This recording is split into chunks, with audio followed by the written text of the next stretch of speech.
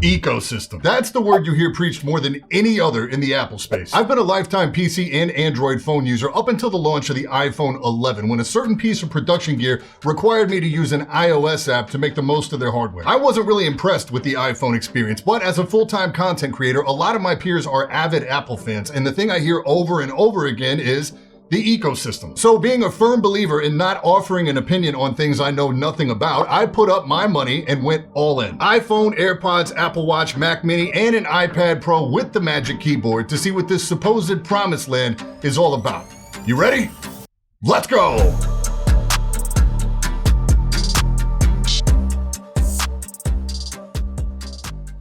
When it comes to picking up a new device, when I get my hands on it, the last thing I want is a sense of, is this it? Or what else am I supposed to do with this thing? And unfortunately, that's the vibe of the Apple Watch for me. I opted for the Series 6 GPS only for just under $400 out the door on sale. I didn't go with the cellular version because I'm seldom without my phone unless I'm purposely choosing to be. And I think for me, that's where a lot of the unnecessary overlap feeling comes from. Like most creators, I have miserable sleep hygiene, plus I have sleep apnea to boot. So the sleep tracking and sleep apps were definitely something that interested me. After taking a few for a test drive, Auto Sleep is my favorite of the bunch by far, and at $399 as a one-time purchase, it's well worth it. A big important note here is that if you're using any of the features that require use of the sensor on the back, you have to be weary of tattoos. I thought my watch was defective until I found some help notes on this buried deep in the FAQ on one of those sleep apps. When I rotate it to an area of my arm where there's no tattoo, it works great. I also really like the basic fitness tracking stuff, and I love the fact that I have music controls like volume or track skip right on my wrist. I like to avoid my phone at all costs when I'm at the gym because it's nearly impossible for me to open it without checking Twitter or responding to something. You can't take it a step further. If your gym has good Wi-Fi and you have playlists set up, you can just leave your phone in your locker, which is bliss. I could see cellular being a solid option for like runners who didn't want to have a lot in their pocket, but still needed to be pinged in case of emergency. I also decided to stick with the stock strap because one, sweat, and two, I picked up a rugged strap from Nomad because it looked sick, but it was too clunky when I'm using a wrist rest at my keyboard, which I don't use so much for typing, but I use it a lot when I'm gaming and editing. Apple Watch just doesn't hit for me personally. I spend most of my day hiding from notifications and emails, so the last thing I need is another way to receive them. Replying to anything via the watch is understandably yet still hilariously bad. So it's just another device going, hey, check your phone. As basically a sleep and fitness tracker and an external control for my earbuds, the SE would have been a much better buy for me at $279. Living in Seattle, I do like having weather conditions right on my wrist at a glance. Yep, still gray. The haptic alarm is great if you wake up a lot earlier than your partner, but if you know of some life-altering app out there for the watch, please let me know down in the comments. I would love to get some more mileage out of this thing. I find myself charging it for like under an hour or so right when I wake up, so battery life is never an issue, but I absolutely hate that my watch, iPhone, and iPad all use different chargers. Ecosystem. But the iPad though, I've always been firmly in the camp, why do I need a tablet? I can just do everything on my phone. Stupid. Because I can't draw, I thought I would be using it primarily to consume content, but after using it for a while, it has become an essential part of my workflow, especially with the Magic Keyboard. I will say that the Pro model, particularly the 2021 version, is severely overpowered for how I use it. I do consume YouTube content on it, but it's primarily a digital notebook and a Notion machine. Notion is a productivity software. Incidentally, it's also the sponsor of today's video, but it's one of those rare moments as a creator where I'm already using something as part of my everyday life, and then I get the offer to have them as a sponsor on the channel. It's the dream. Notion on the iPad is one of the first things I gravitate to every day as part of my morning routine. It lets me check the status of my to-do list, kind of get a review of what my day looks like, as well as review the production schedule for the week to make sure I'm still on track. I can also brain dump any random thoughts or ideas that I woke up with. I also use it to build shot lists for B-roll, which is a crucial part of my operation, especially with this new place where space is a lot tighter. I have to reset the room for certain footage, so it's imperative that I have everything I need on every set before I move on to the next phase. It also allows me to make little notes or tweaks in the script as I shoot, and those go on to become the finalized versions that you see in these videos. And then all of those blocks exist as individual projects, which in part make up the complete production calendar for the entire channel. It is a very accurate statement to say that this whole channel is powered by Notion, the channel as well as any other business, personal, or fitness goals I have. It used to cost $5 a month for a personal plan, but now it's free forever, and you get unlimited blocks. If you're ready to get started, click the link down in the description. Big thanks to Notion for sponsoring today, and thank you for your time. I really appreciate it. Against my better judgment, I started with the 11-inch iPad because a lot of my tech reviewer peers spoke to its weight and its overall portability. I'm a pretty big guy, and even for me, using this as a tablet without the keyboard attached, I do prefer the smaller and lighter form factor of the 11-inch. The 12.9 with its added size and weight just gets a little cumbersome after a while to try to wrangle with one hand.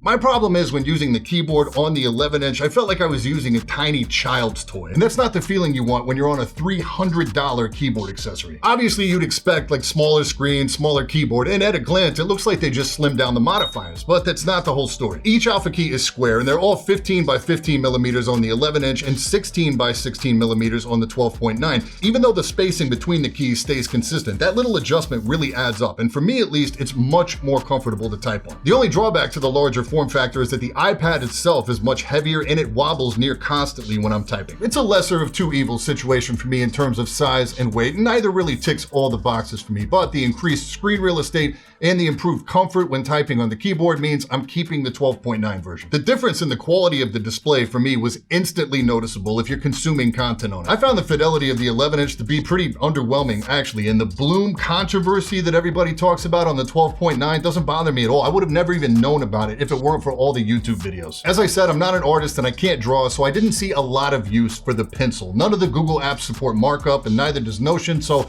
even with its sidecar functionality, which we'll talk about here in a sec, I did not opt to keep the pencil. Nonetheless, this is still a really expensive setup at like $1,550 before taxes for the 256 gig version and the keyboard, and I don't do any real pro work on it. The keyboard made up $350 of that cost, and while it is pretty great, it's not perfect. I could honestly do an entire video just on it. The fair question then is, if you're gonna spend all that money, why not just go with a MacBook Pro? And it comes down to one, I really like the touchscreen. I use it a lot. Two, I really like the flat lay aspect of the tablet, especially when I'm using it as a shot list for B-roll. And three, I just don't like to do editing and thumbnail work in a portable setup. I like doing all that exclusively at my desk because I like that setup that I put together for that. Because I spend so much time at that desk, this iPad setup is really nice for me because it allows me to work all over the house when I'm doing lightweight stuff like admin or research or scripting or writing projects. But one of my favorite aspects is that it's silent. That might be the case on the MacBooks as well, but it's a night and day different experience from my Razer Blade 15 laptop that's both extremely loud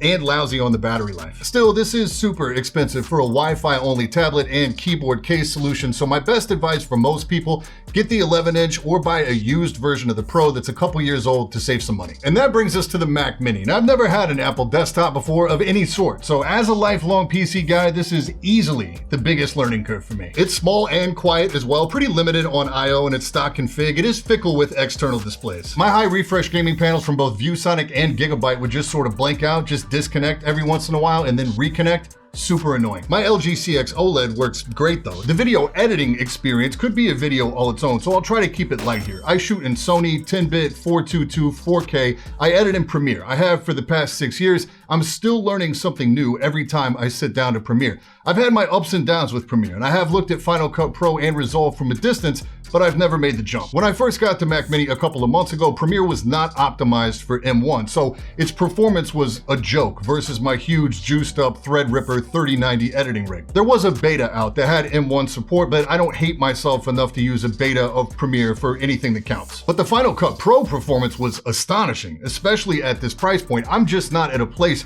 where I personally edit confidently in anything outside of Premiere. Now that Premiere officially supports the M1, the all-around performance has increased dramatically. Basic loading, scrubbing, etc. is night and day. It's fast enough that it throws some shade at my expensive editing rig. It doesn't beat it in any one specific metric, but the performance is close enough to be embarrassing given the price difference. My machine will still export for YouTube quite a bit faster than the Mac Mini, and the Premiere performance is still not on par with Final Cut Pro, which I am making a sincere effort to learn. My edits are only getting more complex over time, and Premiere is struggling. With a Mac desktop as the centerpiece of my productivity, that could open up a lot of ecosystem functionality. Some of it feels genuinely useful, some feels not gimmicky but limited in application, and some stuff shows potential that hasn't been fully realized yet. Like using your iPad as a secondary screen in sidecar mode, using your main keyboard and mouse to control it seems unnecessary in a desktop environment, especially as you lose touch interaction without the pencil, but it seems like it could be really useful as part of a MacBook Pro iPad combo. Some continuity aspects of the ecosystem are both a gift and a curse. I do love getting notifications everywhere on any device I'm using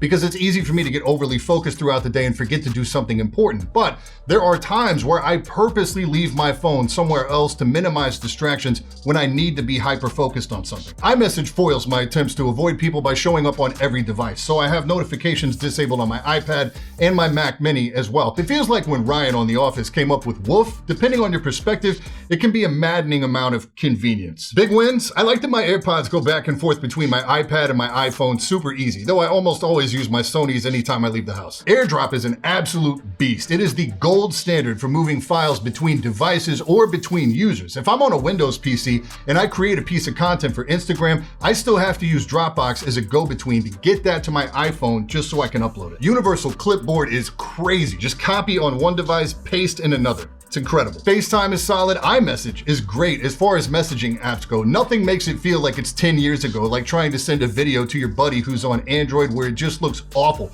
It feels like Apple engineers it this way on purpose just to throw shade at Android phones. There's just some stuff that Apple does really well, like setting up a new device when you already have an existing Apple device is like magic. You basically scan a code and you're off to the races versus spending all day customizing your new Android phone. And Apple's way of auto-fetching two-factor authentication codes is one of the greatest quality of life marvels of our modern age. I have to admit, there's some really impressive stuff there. I don't like the fact that it's such a closed ecosystem, but I do understand the need for it to be. It's really expensive, but I don't hate it as much as I thought I would. It's pretty apparent that Apple's endgame is complete fluidity between the devices in terms of connectivity and communication. Universal control looks really impressive. So while I will never turn my back on PC gaming, Apple may very well be the way forward for me in terms of productivity, both through Final Cut Pro or possibly through the recent performance increases they've announced for Resolve. Only time will tell. All right, I think that's enough to justify a tax write-off. Catch you guys on the next one. Stay up.